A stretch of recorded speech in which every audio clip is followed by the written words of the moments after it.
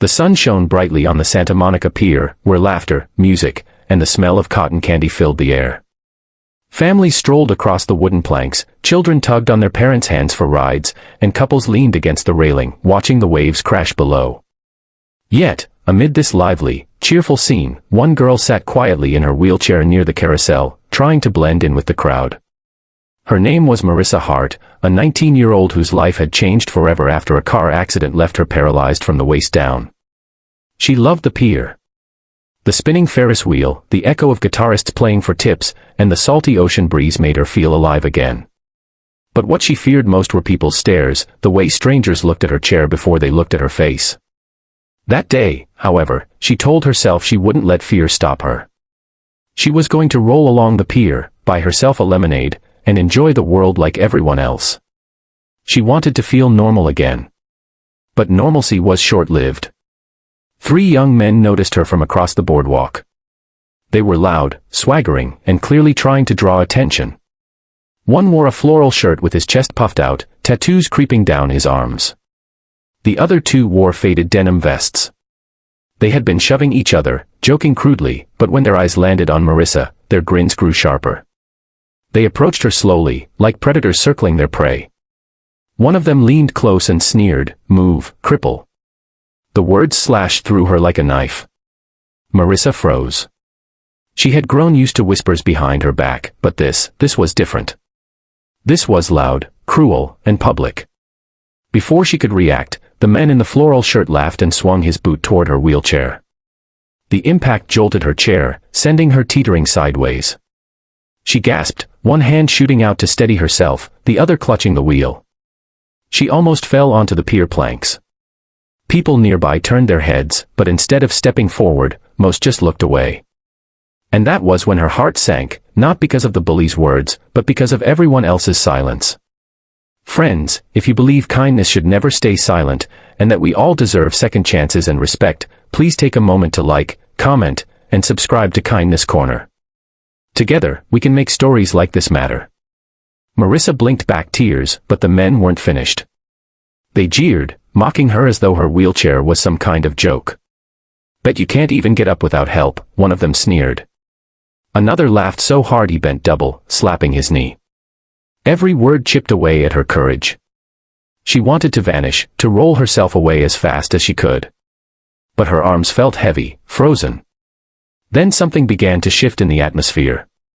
At first, it was the sound, a deep, steady rumble that vibrated through the pier planks. The laughter of the bullies faltered as heads turned toward the street leading to the pier. One by one, motorcycles rolled in, chrome glinting under the California sun. Black leather, polished boots, tattoos that told stories of lives lived rough and raw. They came in numbers too many to count, dozens, maybe more. Engines growled like thunder rolling in off the ocean. The pier seemed to tremble as they parked their bikes and dismounted.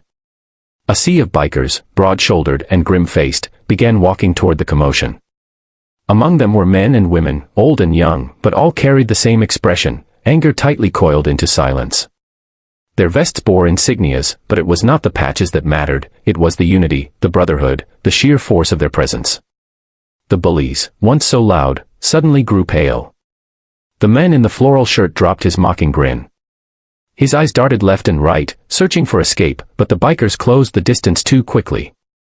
The boardwalk crowd had grown hushed, all eyes now fixed on the scene unfolding. The once busy pier felt like the stage of a movie. Marissa's breath caught in her throat. She had never seen anything like it. A wall of leather and steel approached, their boots striking the wood in unison. The leader, a towering man with a silver beard and calm but furious eyes, stepped forward until he was just a few feet away from the bullies. Without a word, he folded his arms, his glare so sharp it could cut through bone. Behind him, the rest of the bikers fanned out, forming an unbreakable barrier around Marissa. The bullies shuffled backward, suddenly so small, their bravado evaporating in the face of this silent army. No one laid a hand on them, but the message was clear: you will not touch her again. Marissa could feel her pulse racing in her ears. For the first time since the accident, she didn't feel small, or pitted, or weak. She felt protected. Important. She felt seen. The bikers didn't raise their voices. They didn't need to. Their presence alone was enough to shift the balance of power. The pier, once filled with cruel laughter, now buzzed with awe. People who had turned away earlier now stared wide-eyed, some even lifting their phones to record. The bullies, realizing they had become the villains of their own show, stumbled away, their shoulders hunched, muttering curses under their breath. And then, the most incredible thing happened. The leader turned to Marissa, his stern expression softening. He crouched slightly so he could meet her eyes at her level. "You're safe now," he said gently. His voice was low, gravelly, yet filled with kindness. Marissa's eyes welled up with tears she had tried so hard to hold back. She nodded, unable to speak. Around her, the bikers smiled and gave her thumbs up, some resting their hands on her chair in quiet solidarity. They didn't see her as broken. They didn't see her as a burden.